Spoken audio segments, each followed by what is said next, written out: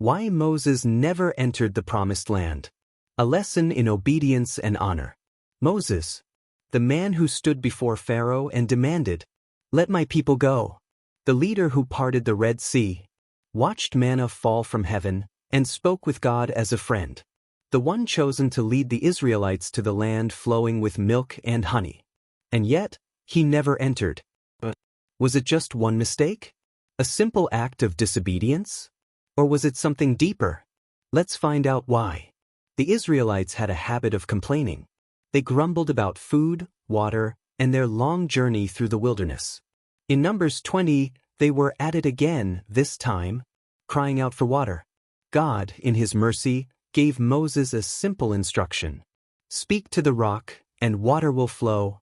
But Moses was exhausted, frustrated, and angry. These people are rebellious, ungrateful, and never satisfied.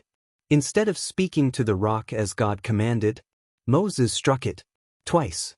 And then, in front of the whole assembly, he shouted, "Listen, you rebels, must we bring you water out of this rock? Not God but we." At that moment, something shifted. Moses had seen countless miracles.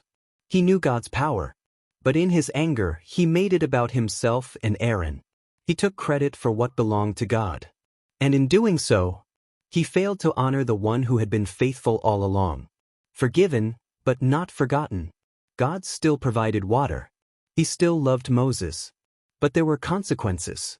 Because you did not trust in me enough to honor me as holy in the sight of the Israelites, you will not bring this assembly into the land I give them.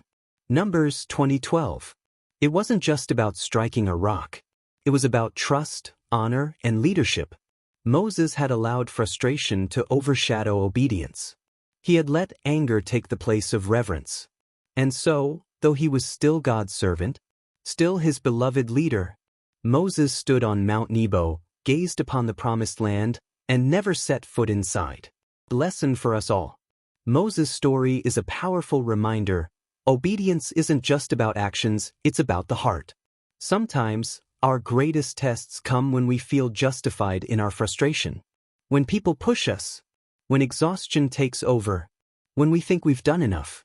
But even in those moments, God calls us to honor Him, to trust Him, to remember that the glory is always His. Moses was one of the greatest leaders in history. But even he wasn't above the weight of his choices. A lesson for us all. If you're not subscribed to this channel, you might never see us again. Don't miss out.